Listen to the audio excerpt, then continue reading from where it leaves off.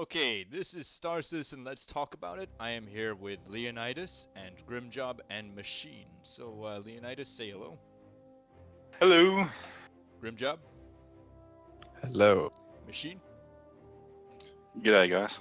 All right. So today, let's talk about the new ship, the Aegis Eclipse. So, who wants to go first? I would guess- love to go first. All right. Go ahead, Machine. Go ahead, Machine. Alright. So, it's expensive. And what's running through my mind is I'm thinking I got a nice little Gladiator. I'm thinking, $165 for that one, which wasn't cheap. To upgrade, looking at $110. I don't know. Considering it doesn't have like a sleeping quarters or a long-range fuel tank or any sort of decent offensive weaponry other than the torpedoes, crappy shields, no turret gunner. It's a one-trick pony, but it does do that trick extremely well. Yeah. Is the thing.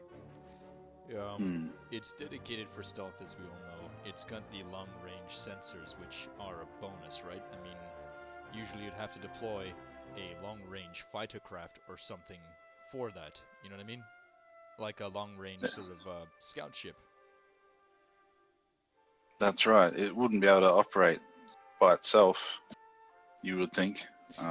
You'd need a wing of them to make it worth. Because, I mean, it's for going after larger targets, and I don't think 3 torpedoes could take out a Polaris or an Idris or especially a Javelin. You'd need a whole wing of them. Yeah, definitely. So, Leonidas, any thoughts?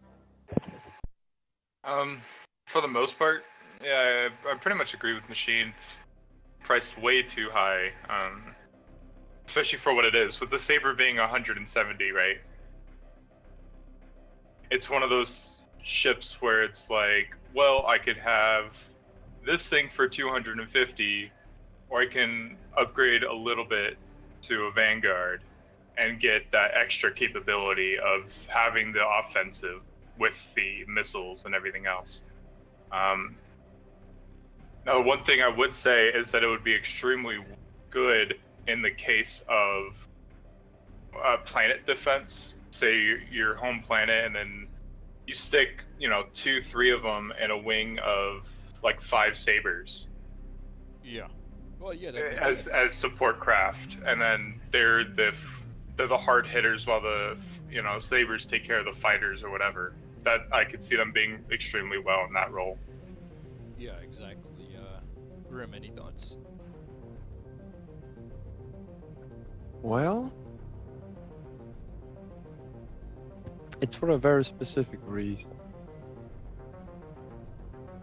Yeah, it's and I love that reason. Yeah. And it's great. Yeah. Well, I mean, okay, the way I see it is you deploy, okay, let's say a Idris or Polaris is closing in on your base. And you need to scramble something quickly that requires not much manpower, it's fast, and it goes under the radar, then the Eclipse is perfect, right? But Yeah, yeah, hit him first, strike first. yeah, precisely.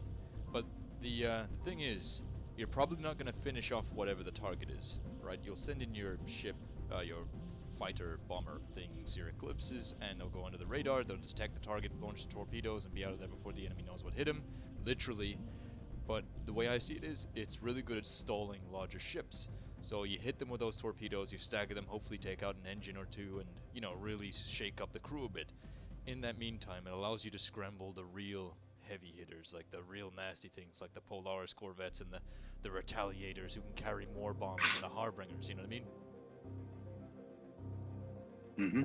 So yeah, you go ahead, Leonidas. Another thing I would say is, we really don't know how effective torpedoes are going to be and what size you're going to need to take out something like an Idris or a Polaris, right? Yeah. And how many. I mean, for all we know, a Polaris could take, 15 of these size 9.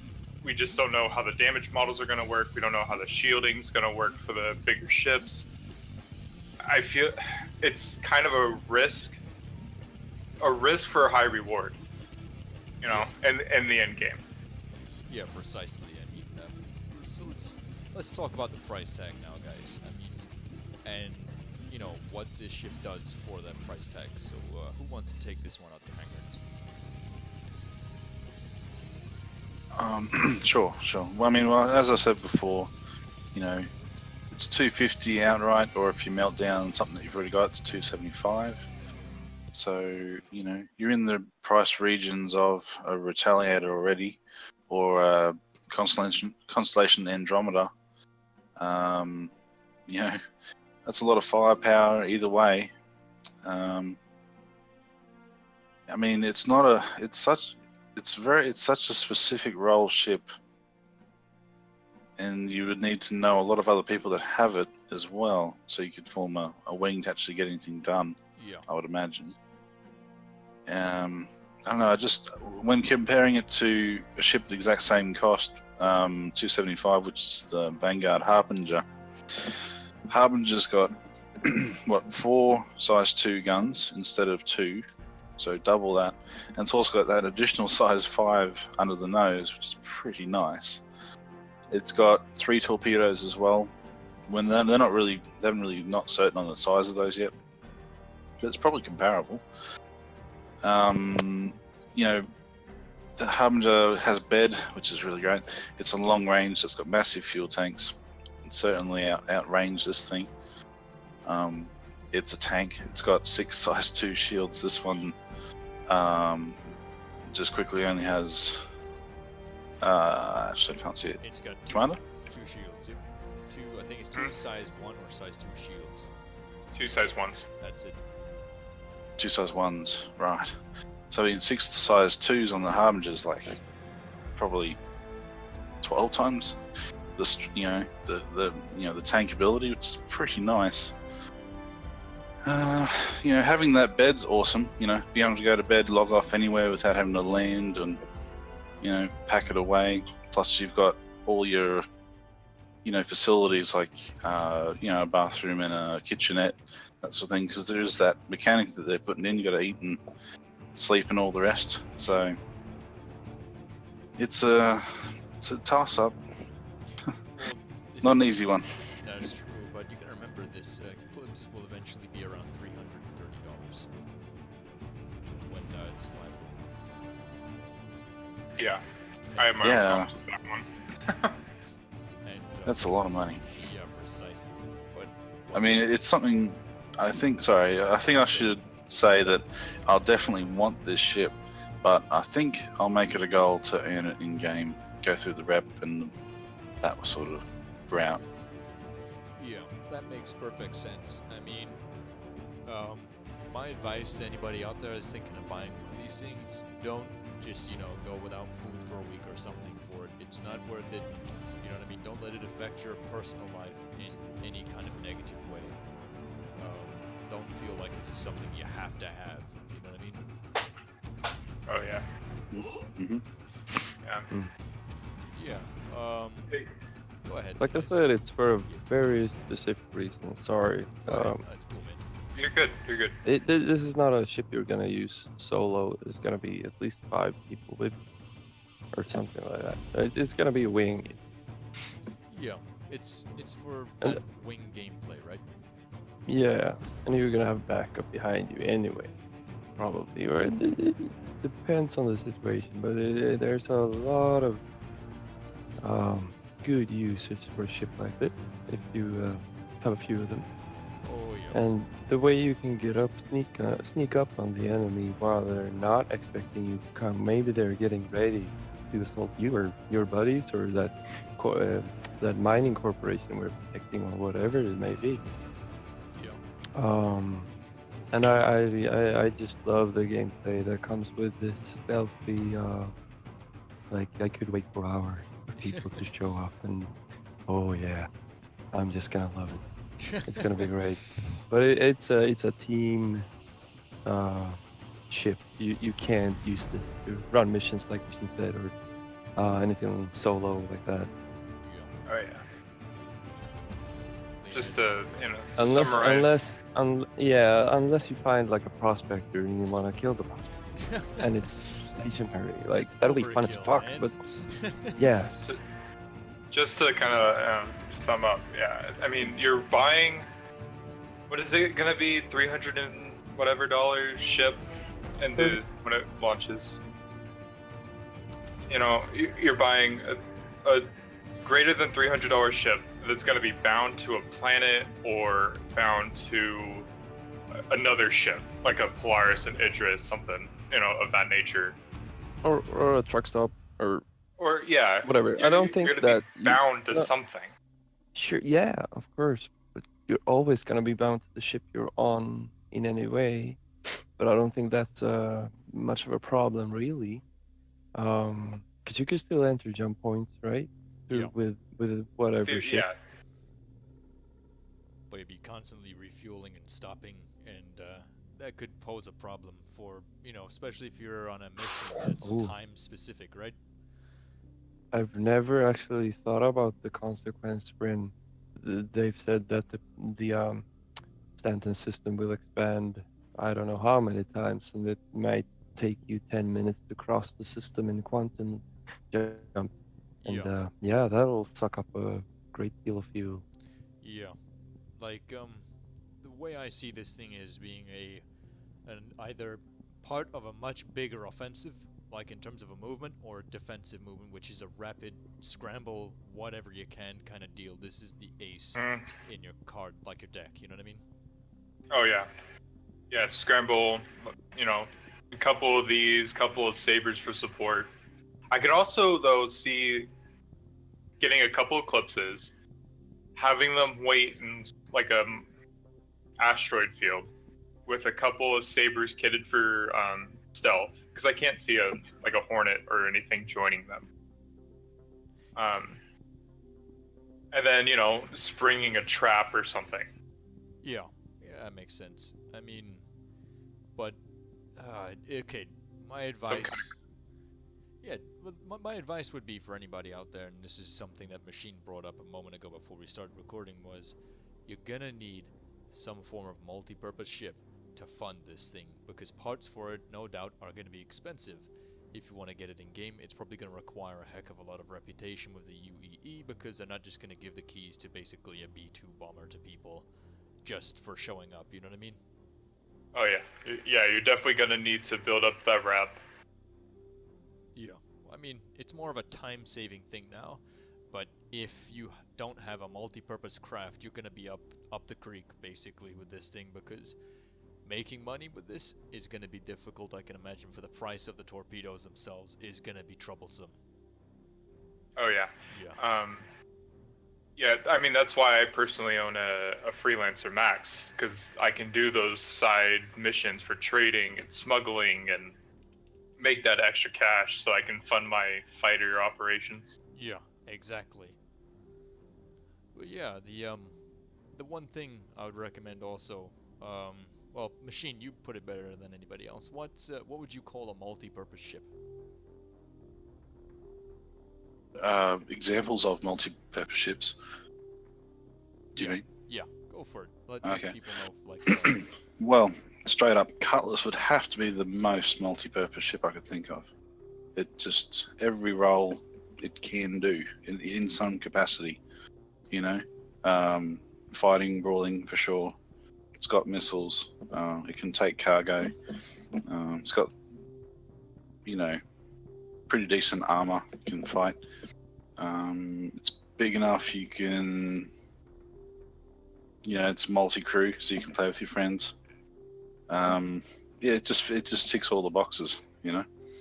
Another one might be the Freelancer.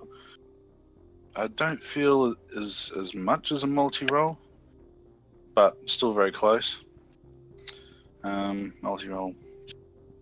Well, Vanguards, mostly all of them are pretty multi-role, except for they can't do cargo. Constellation? Actually, of course, the Constellation's a good one. Absolutely, yeah, absolutely. The Gladiator's not bad for a starter. you know, it can fight. It's got bombs, but you can swap out the bombs for a cargo container as well. So if you want to do cargo missions, you can, sort of thing. Yeah, If that's you probably... want to keep the price range down, you know, the Reliant series, though they're not the best ships, they have the research modules, they have the defense, they have the trade and all that. You can kit it out with the news if you want to be a Twitch guy in the game. The Avenger's a really good one. It can hold a decent amount of cargo. You can put in the EMP modules and all that too. If you want to keep the price range down for a good, like, single or two-person multi-role ship. Yeah, Avenger's good. If That's probably it. well, if you want to raise the price tag a little bit, maybe the Freelancer series. I mean, they've got some really decent ships for exploration, trade, combat. You can do a bit of each. You know what I mean? Oh yeah, this thing's kitted out in this. Yeah, exactly. But yeah, the Star Citizen, the one beautiful thing about it is it has a ton of diversity in terms of ships. Yeah. So I'm gonna go around now quickly, and Leonidas, what is your favorite ship? Oh man, Saber, the F-14 of the game. Every time I fly it, I feel like I'm Tom Cruise in Top Gun. Great. Talk to me, Ghost. Zipper, and then it feels like it could zip around just like I forget what the ships are called, but the fighters in Battlestar Galactica that the humans fly. The Viper. The Vipers, yeah. It feels like a Viper flying around. Just a good ship. I like it. Aegis Saber. Nice. All right, Grim. What about you? What is your favorite ship? I don't think I can name one. There's so many that I like. You had to pick I one. really like the Reliant. If I had to pick one ship, Cutlass Black. Cutlass Black. Oh. Good one. Nice. All right. So, Machine. What is your favorite ship, Machine, and why? It'll be a combo. it'll be standing cheating. on That's cheating. Only one, Machine. Come on. No, it's a package. They come as a package. The That's not how the yep. Oh, The all Polaris, absolutely. I mean, it's just gorgeous. Standing on the bridge of that will be quite the thrill, and it ticks all the boxes for me. And when I'm down on the planet's surface, pop the hatch, take the Merlin for a spin. Love that. Love that ship. Use it It's as a just giant gorgeous. apartment. Pretty much. I mean, and the Merlin, I love that ship. It's just gorgeous. I wish it was a little better gameplay wise, but it's just a gorgeous looking fighter thing. Well, that's cool, man. I mean, okay, so I guess my favorite ship would either be, you know what, it's gonna have to be a ship that I've flown, because I haven't flown the Polaris yet, but I do like the way it looks and its stats and all that jazz, but I'd have to say my favorite ship from experience would have to be the Retaliator bomber. I've had so many good moments in that ship already. I mean, just flying it around, hearing everything, like all the metal creaking in it and stuff. I feel like I'm flying an old, flying fortress. It's really cool. I love it. Yeah. All right. So, let's talk quickly about planets before we wrap up this video. So, with the planet tech coming right around the corner now, first impressions. I'll go around and ask you guys one by one. So, Leonidas, first impressions on the new planet tech. Man, it looks so good, especially with the new lighting. You could really feel, from the videos at least, you could feel the expansiveness, right?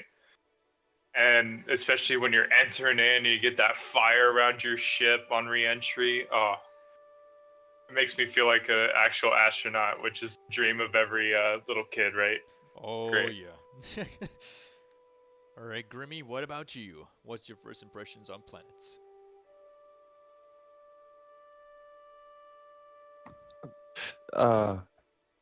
It looks great. I mean, I can't wait to get there. and yeah, Fair enough. super excited about it, really. But yeah, not much to say about it. Just Looks great. You just can't wait. Pretty much. All right, Machine. What about you, buddy? Planets. I hope. Well, obviously looking forward to it, and all the videos that they've shown footage of, you know, all the nitty gritty details they're going to have available. You know, 3.0 can't come soon enough. I'd love to get into it. I just hope that every I don't know. I hope we're given access to more than just one planet. 3.0, so we can get a taste of all different kinds of planet tech. Well, we're Yeah. we're supposed to be getting. I think it's multiple planets or something to land on, and moons and stuff like that. I hope It's so. three moons good. and one planet to begin with in 3.0. So Was yeah. it in the stretch goals that they're gonna add like what was it, microtech, or is that not happening now? No, Unsure. Delamar is the stretch goal, and that's in it. We just have to wait and see. But yeah, but Delamar and the Levski landing. No. What's it called? No, not the Levski. so they like remember about 3.5 months ago they previewed 3 different sort of planetary base places. There was microtech, there was the like one that looked all industrial, and then there was the one that's just in the gas giant. Yeah, the Sky City. Yeah, the Sky City one. That one looked great. Yeah. But yeah. My favorite planet is the ice planets. Probably that'll really be really cool, and I hope they implement stuff like they'll, you know, the ice will form on the wings and whatnot, and it'll create problems for you. So that kind of thing. That yeah. Dynamic gameplay because of the planet's environments. I like it. That would be awesome. Yeah. Yeah, that would be pretty great. I'd have to say one thing in terms of planets I'm looking forward to would have to be the I'm gonna be trying to host the world's first ever Ursa rover demo derby. Oh, Has to be done. I'm in. I'm here. There you go. All right. So that'll about wrap it up for this video. I'd like to thank the guests, Leonidas, Grimjob, and Machine. Anything you want to say to the viewers? See you in the verse. There you go. Grim, anything you want to say? Have fun. All right, there you go. Took you a while. All right, Machine, what are you, buddy? Just fly safe. Watch those radar screens. Oh, yeah. There you go. Fly safe and watch those radar screens. All right, guys, I guess that's all we have for today. Thank you for watching. You know the drill, Commanders. Fly safe, and we'll see you in the verse.